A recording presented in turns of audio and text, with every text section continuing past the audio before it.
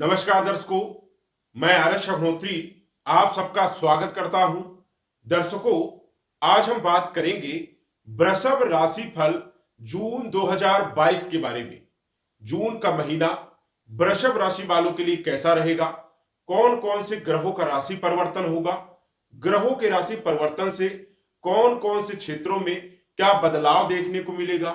हम बात करेंगे आपके संपूर्ण क्षेत्रों के बारे में, जैसे जून के महीने में आपका स्वास्थ्य कैसा होगा, धन की स्थिति कैसी होगी, व्यापार की स्थिति कैसी होगी, नौकरी की क्या स्थिति होगी, शिक्षा, संतान, प्रेम विवाह, वैवाहिक जीवन, भाग्य, लाभ, व्यय आदि सभी के बारे में हम विस्तार से चर्चा करेंगे। तो आइए जानते हैं। सबसे पहले यह समझिए कि यह फलादेश चंद्र राशि पर आधारित है।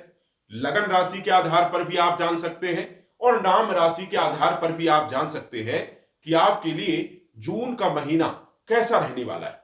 कई लोग कहते हैं कि आचार्य जी आप बताते हैं कि बड़ा बदलाव होने वाला है, लेकिन हमारा तो कुछ नहीं होता, जो स्थिति बनी है वही बनी है, कोई परिवर्तन नहीं है।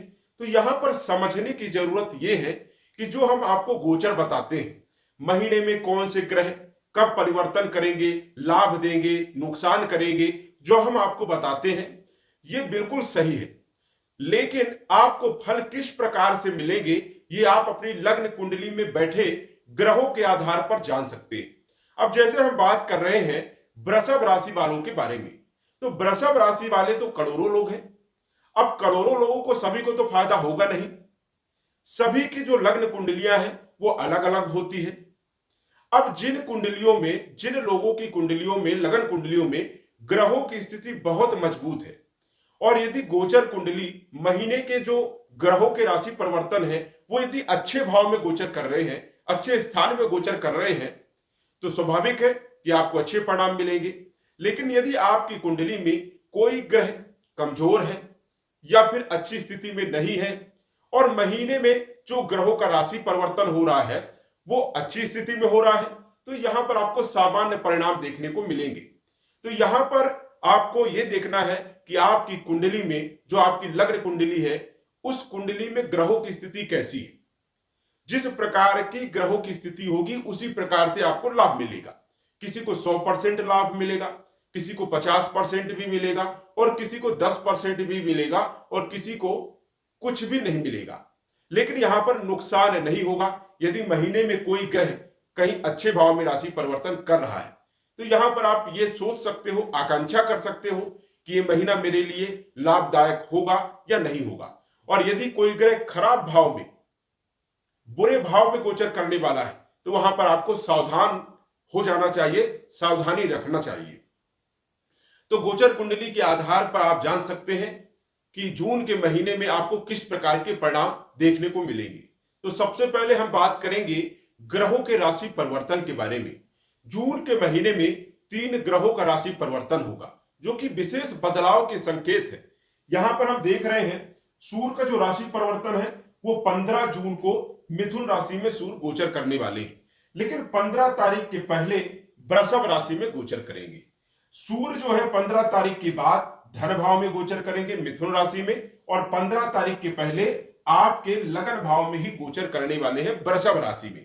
तो लगन भाव में काफी अच्छे परिणाम देते हैं, लेकिन 15 जून के बाद धन भाव में गोचर करेंगे तो धन खर्च कराएंगे, व्यय कराएंगे, नुकसान कराने का काम करेंगे और कुटुंब परिवार में विवाद में स्थिति भी पैदा करने का काम करेंगे। हम विस्तार से जानेंगे सूर्य के बारे में कि क्या क्या सावधानी रखना है, क्या उपाय करना है, ये भी हम आपको बताएंगे। मंगल का जो राशि परिवर्तन है ये 27 तारीख को होगा, 27 जून को होगा।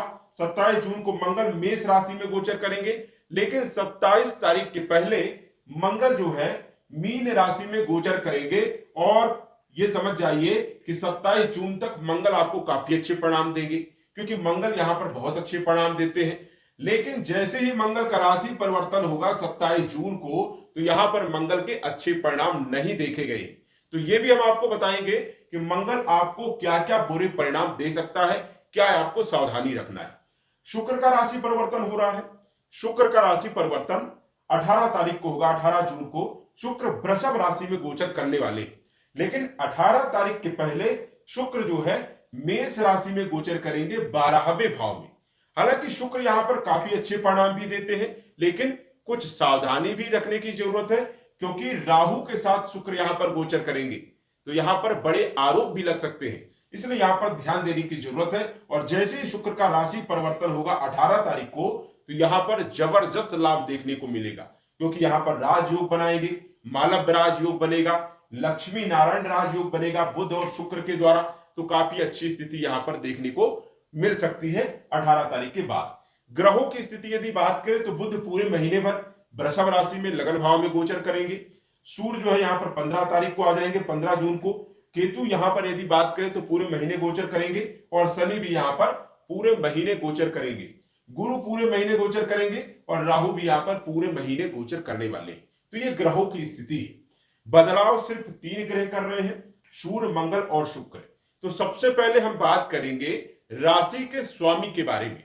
वृषभ राशि के जो स्वामी होते हैं वो होते हैं शुक्र, और शुक्र जो है 18 जून के बाद यहां पर गोचर करने वाले हैं अपनी ही राशि में।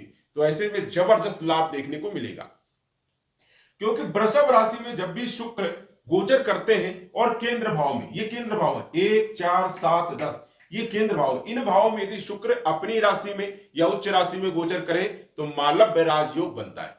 मालव्य राजयोग धन के लिए बहुत अच्छा होता है, यश मान सम्मान के लिए बहुत अच्छा होता है, लग्जरीज लाइफ देने का काम करता है, भौतिक सुखों में वृद्धि करने का काम करता है। तो ये स्थिति यहां पर बहुत अच्छी बन रही है 18 जून के बाद। लेकिन 18 जून के पहले की यदि बात करें तो यहां पर जो है शुक्र गोचर करेंगे, कई सारे व्यय भी करवाएंगे, नुकसान भी कराएंगे। जैसे आपको स्वास्थ्य पर भी ध्यान देने की जरूरत रहेगी, क्योंकि लग्नेश जो होता है ये मुख होता है, जो राशि का स्वामी होता है इसकी भूमिका सबसे ज्यादा होती है। और ये समझ जाइए कि 18 तारीख के बाद की यदि बात करें तो यहां पर आएंगे, लेकिन 18 तारीख के पहले यहां पर गोचर करेंगे तो स्वास्थ्य की हानि करेंगे और हर क्षेत्रों में कहीं न कहीं विघ्न पैदा करेंगे।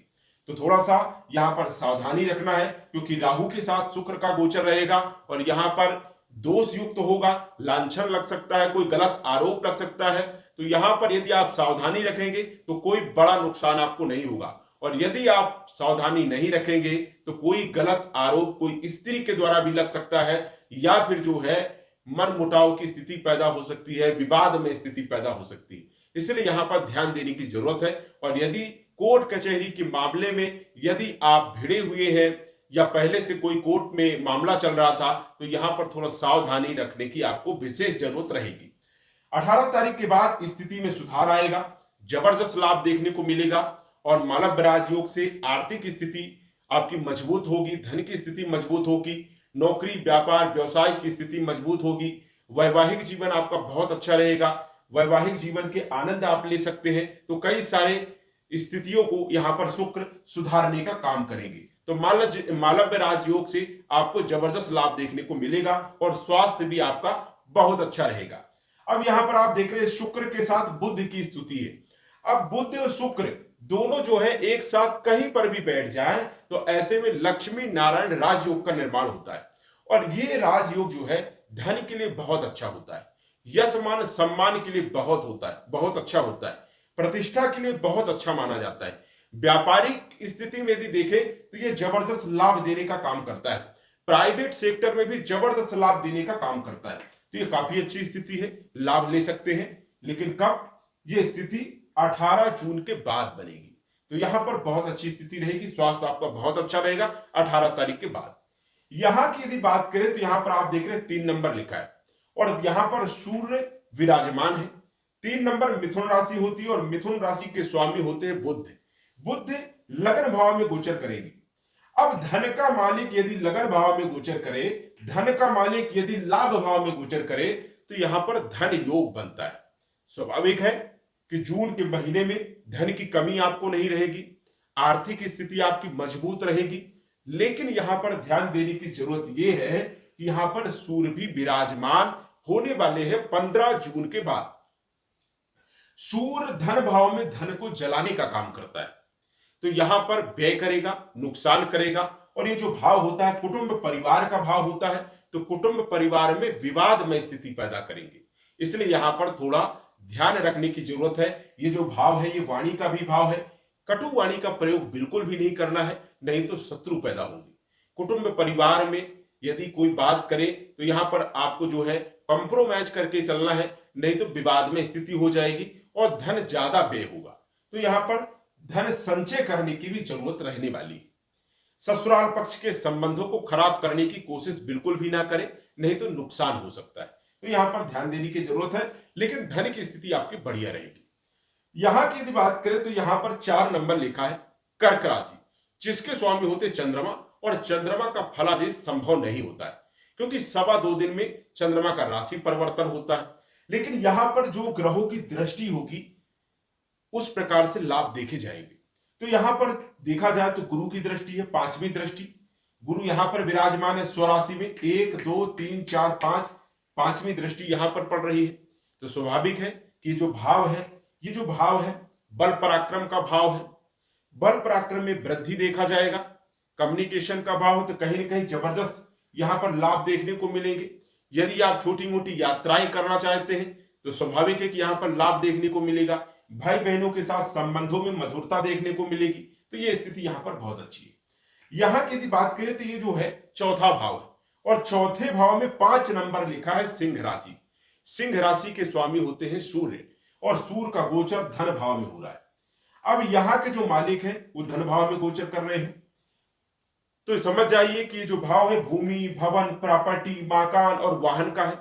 तो भूमि, भवन, प्रॉपर्टी, मकान में आपको लाभ तो मिलेगा, लेकिन यहां पर ध्यान देने की जरूरत यह है कि थोड़ा सा सोच समझ करके क्रय विक्रय करना है, क्योंकि धन ज्यादा खर्च होगा। तो यहां पर 4 बार पहले सोचे विचारे, दूसरों का सलाह लें, उसके बाद करेंगे तो ज्यादा आपको नुकसान नहीं मिलेगा, लाभ मिलेगा। तो यहां पर थोड़ा सावधानी रखने की आपको जरूरत रहेगी। ये जो भाव है ये पंचम भाव कहलाता है, 5वां भाव त्रिकोण भाव कहलाता है। और यहां पर 6 नंबर लिखा है कन्या राशि, और कन्या राशि के स्वामी होते बुध, और बुध का गोचर लगन भाव में। इसको कहते हैं केंद्र त्रिकोण राजयोग। ये जबरदस्त राजयोग माना जाता है। यश मान सम्मान दिलाता है, धन दिलाता है, आर्थिक स्थिति को मजबूत करने का काम। और जिस भाव का जो ग्रह मालिक होता है उस भाव के फलों में वृद्धि करने का काम करता है। तो ये जो भाव है ये शिक्षा का है, संतान का है, प्रेम विवाह का है। तो शिक्षा अच्छी रहेगी जून के महीने में, संतान का योग बनेगा, संतति जो होगी वो बहुत अच्छी रहेगी। प्रेम विवाह यदि आप करना चाहते हैं तो इस समय आपके लिए बेहतर रहेगा, बहुत अच्छा रहेगा। तो ये स्थिति यहां से लाभदायक सिद्ध होगी। ये जो भाव होता है ये होता है जुआ, लॉटरी, सट्टा, trading market, stock market, share market, इन क्षेत्रों से भी जुड़ा होता है। तो इन क्षेत्रों में भी आप लाभ ले सकते हैं। जून के महीने में जबरदस्त लाभ आपको मिल सकता है। मई जून के महीने आप इन क्षेत्रों से लाभ कमा सकते हैं, क्योंकि यहां पर गुरु की भी दृष्टि पड़ रही है, और गुरु तो इन क्षेत्रों के कारक माने जाते हैं।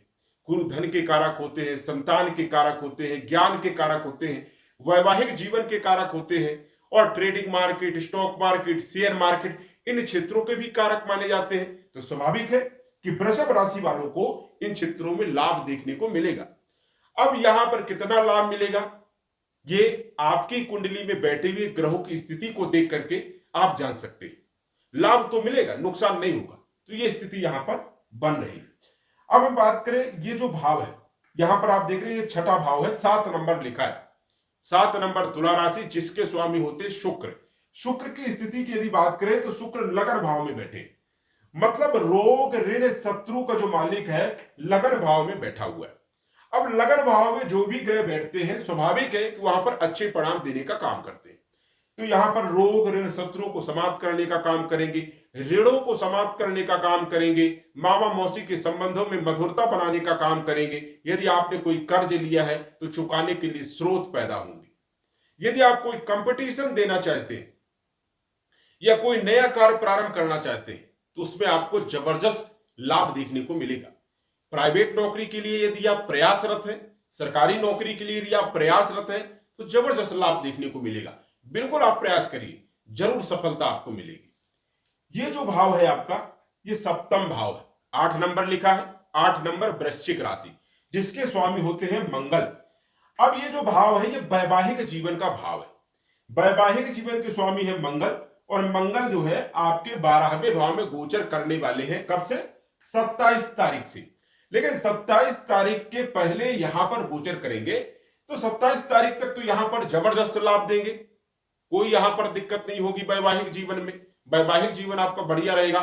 लेकिन जब सप्तम भाव का मालिक हानि के घर में गोचर करे तो यहां पर दिक्कत परेशानी पैदा करने का काम करता है। डिवोर्स जैसे योग बन जाते हैं, वैवाहिक जीवन में खटास पैदा हो जाती है, मन मुटाव की स्थिति पैदा हो जाती है, क्योंकि विवाह का मालिक हानि के घर में विवाह की हानि करता है। तो यहां पर ध्यान रखना है, धर्म पत्नी के साथ संबंध मधुर बना करके रखें, कंप्रोमाइज करके चलें। और यदि आप कंपटीशन में कोई नया व्यापार प्रारंभ किए हैं तो वहां पर भी थोड़ा ध्यान देने की आपको विशेष जरूरत रहेगी।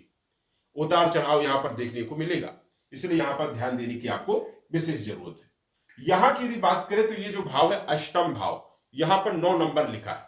9 नंबर धनु राशि, जिसके स्वामी होते गुरु, और गुरु का जो गोचर है वो तो बहुत ही जबरदस्त है, क्योंकि यहां पर गुरु जबरदस्त लाभ देते हैं और यहां पर राजयोग जैसा फल मिलता है, पारिजात राजयोग।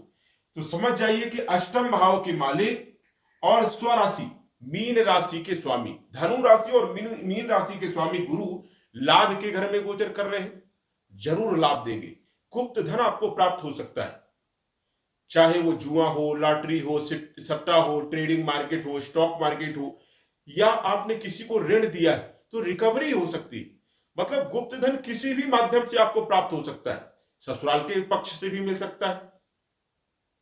तो कहीं ना कहीं से यहां पर लाभ देखने को आपको मिलेगा।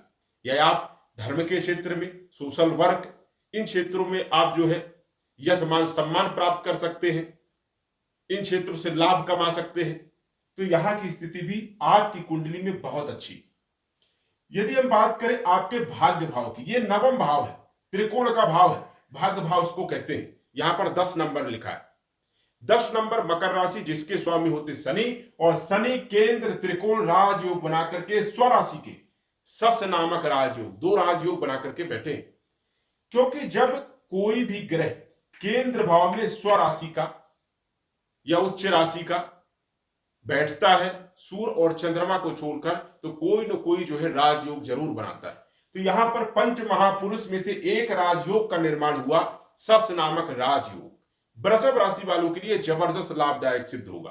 दूसरा, केंद्र त्रिकोण राजयोग, केंद्र के मालिक त्रिकोण के मालिक केंद्र के भाव में बैठे, तो ये केंद्र त्रिकोण राजयोग बना, यश मान सम्मान दिलाता है, भाग्य में वृद्धि करने का काम करता है, आर्थिक स्थिति को मजबूत करने का काम करता है, नौकरी में प्रमोशन दिलाने का काम करता है, व्यापार की स्थिति को सुधारने का काम करता है। तो स्वाभाविक है कि यहां पर आपको लाभ देखने को मिलेगा। अब ग्रहों की स्थिति जैसे भी आपकी कुंडली में हो, लाभ तो आपको मिलेगा ही मिलेगा। तो यहां पर सस नामक राजयोग से मान प्रतिष्ठा में वृद्धि देखी जाएगी, ख्याति आप प्राप्त कर सकते हैं, और हर क्षेत्र में आपको लाभ देखने को मिलेगा। चाहे आप स्वयं का कार्य करते हो, चाहे सरकारी नौकरी करते हो, चाहे प्राइवेट नौकरी करते हो, कोई भी कार्य करते हो, उसमें कहीं ना कहीं आर्थिक स्थिति में मजबूती देखने को मिलेगी। अब यहाँ के कैरियर के मालिक है और कैरियर के भाव में विराजमान है, तो कैरियर को मजबूत करेंगे। अब यहां पर दृष्टि की यदि बात करें तो तीसरी दृष्टि, यहां पर विदेश की यात्राएं कर सकते हैं, लेकिन सावधानी पूर्वक। शनि की सप्तम दृष्टि यहां पर पड़ रही है, हालांकि स्वराशि के है, राजयोग के कारक है, इस कारण से दृष्टि भी यहां पर जो है उतनी खराब नहीं रहेगी। भूमि, भवन, प्रॉपर्टी, मकान का लाभ ले सकते हैं, क्रय विक्रय कर सकते हैं। और 10वीं दृष्टि आपकी यहां पर पड़ रही है, तो यहां पर थोड़ा वैवाहिक जीवन पर ध्यान देने की आपको जरूरत रहेगी। यहां की यदि बात करें तो यहां पर आप देख रहे हैं 12 नंबर, और 12 नंबर मीन राशि, जिसके स्वामी होते हैं गुरु। गुरु अपनी ही राशि में लाभ भाव में गोचर कर रहे हैं, राजयोग में है, तो ऐसे में स्वाभाविक है कि आपको जबरदस्त लाभ देखने को मिलेगा। धन लाभ होगा, यश मान सम्मान लाभ होगा। अब अष्टम भाव के भी मालिक है और लाभ के मालिक है, मतलब मन की इच्छाओं को पूरा करने का काम करेंगे। पंचम दृष्टि यहां पर बल पराक्रम में वृद्धि करेगी। सप्तम दृष्टि यहां पर शिक्षा, संतान, प्रेम विवाह में सफलता दिलाने का काम, और नवम दृष्टि यहां पर विवाह के योग बनाएंगे, वैवाहिक जीवन को सुधारने का काम करेंगे। अब यहां पर हमने आपको बताया कि यहां के मालिक यहां पर गोचर करने वाले, लेकिन गुरु की दृष्टि पड़ रही है तो यहां पर ज्यादा खराब स्थिति पैदा नहीं होगी, आप कंप्रोमाइज कर लेंगे। तो ये चीजें देखी जाती है। तो यहां पर फिर ज्यादा स्थिति खराब नहीं होगी, हल्के फुल्के मनमुटाव की स्थिति पैदा हो सकती है। तो गुरु की दृष्टि यदि पड़ जाए तो क्या कहना है, गुरु कोई भी कार्यों को सुधारने का काम करता है, तो यहां पर कंप्रोमाइज हो जाएगा। यहां की यदि बात करें तो यहां पर आप देख रहे हैं 1 नंबर लिखा है, और ये जो भाव है 12वां भाव है, व्यय का भाव, नुकसान का भाव, हानि का भाव। अब यहां पर मेष राशि जिसके स्वामी मंगल अपनी ही राशि में विराजमान है। हालांकि कोई भी ग्रह यदि अपनी राशि में विराजमान हो तो वहां पर ज्यादा नुकसान नहीं करता है। अब यदि हम बात करें तो मंगल अपनी राशि में विराजमान है, यहां पर विपरीत परिवर्तन राजयोग भी कह सकते हो आप, तो यहां पर ज्यादा नुकसान तो नहीं करेगा। लेकिन राहु के साथ यहां पर विराजमान है तो नुकसान की स्थिति यहां पर बढ़ जाएगी, क्योंकि यहां पर अंगारक दोष बनेगा, दुर्घटना के योग बन सकते हैं, एक्सीडेंट के योग बन सकते हैं, किसी के साथ लड़ाई झगड़े हो सकते हैं, अहंकार बढ़ सकता है, कोर्ट कचहरी के चक्कर भी लग सकते हैं यदि आप सावधानी नहीं रखेंगे तो। इसलिए यहां पर सावधानी रखने की आपको विशेष जरूरत है। पत्नी के साथ संबंध भी खराब हो सकते हैं, व्यापार में नुकसान हो सकता है, इसलिए ध्यान देने की यहां पर जरूरत रहेगी। क्योंकि राहु 12वें भाव में बिल्कुल भी अच्छा नहीं होता है, 12वें भाव में कोर्ट कचहरी के चक्कर लगाने पड़ सकते हैं। अब यहां पर पूरे वर्ष भर राहु विराजमान रहेंगे 18 महीने तक, तो हो सकता है कि यहां पर कहीं ना कहीं जो है कोई गलत आरोप लग जाए, लांछन लग जाए, और यदि आप सावधानी रखेंगे तो कुछ नहीं होगा। इसीलिए ये जो फलादेश होता है, ये गोचर जो फलादेश होता है, इसी के लिए रहता है कि कहां पर आपको क्या सावधानी रखना है। तो ये आप जो है बिल्कुल ध्यान में रख सकते हैं। केतु का जो गोचर है वो आपके 6ठे भाव में है, तो 6ठे भाव में केतु अच्छे परिणाम देते हैं, लेकिन यहां पर मिले जुले परिणाम देते हैं। अब तुला राशि में केतु गोचर कर रहे हैं तो शुक्र के परिणाम भी देखे जाएंगे, तो यहां पर ऋणों को समाप्त करने का काम करेंगे, कंपटीशन में सफलता दिलाने का काम करेंगे। लेकिन राहु यहां पर व्यय ज्यादा कराएंगे, नुकसान ज्यादा कराएंगे, खर्चे ज्यादा कराएंगे, और कई सारे भावों में नुकसान करने का काम करेंगे। जैसे पंचम दृष्टि यहां पर पड़ेगी तो भूमि भवन प्रॉपर्टी खरीदते समय मैंने कहा कि सावधानी रखें, नहीं ज्यादा पैसा व्यय हो सकता है, गलत प्रॉपर्टी क्रय कर सकते हैं। राहु की जो सप्तम दृष्टि यहां पर पड़ेगी तो मामा मौसी के संबंधों को भी कहीं ना कहीं खराब करने का काम, हालांकि यहाँ के जो मालिक है वो लगन में बैठे तो यहां पर ज्यादा दिक्कत नहीं है। जो नवम दृष्टि रहेगी, सप्तम अष्टम नवम यहां पर रहेगी, तो यहां पर ज्यादा नुकसान नहीं होगा, क्योंकि यहाँ के जो मालिक गुरु है वो ऑलरेडी मजबूत है।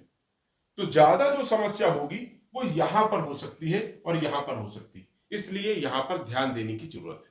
तो यदि हम बात करें वृषभ राशि फल जून के महीने की, तो कई सारे राजयोग, लक्ष्मी नारायण राजयोग जो धन के लिए बहुत अच्छा होता है, मालव्य राजयोग मान सम्मान दिलाता है, भौतिक सुखों में वृद्धि और लग्जरीज लाइफ देता है, सस राजयोग ख्याति प्राप्त करवाता है, कैरियर को मजबूत करने का काम, भाग्य में वृद्धि करने का काम, किस्मत चमकाने का काम करेगा, और केंद्र त्रिकोण राजयोग जिस भाव से ये राजयोग बनता है उस भाव में वृद्धि करने का काम करता है। मतलब कहने का तात्पर्य यह है कि 4 प्रकार के राजयोग, और बृहस्पति तो वैसी मजबूत स्थिति में पारिजात राजयोग बनाया है, तो समझ जाइए कि काफी अच्छी स्थिति है। 5 राजयोग बन रहे आपकी कुंडली में, तो जून का महीना बहुत शानदार रहने वाला है, और मई का महीना भी आपके लिए कोई विशेष खराब नहीं है, मई का महीना भी आपके लिए बहुत अच्छा है। तो ये जो ग्रहों का राशिफल है, फलादेश है, ये जो गोचर है, इसमें परिवर्तन है, तो जरूर आपको परिवर्तन देखने को मिलेगा, किसी को कम और किसी को ज्यादा। तो दर्शकों आज बस इतना ही, धन्यवाद।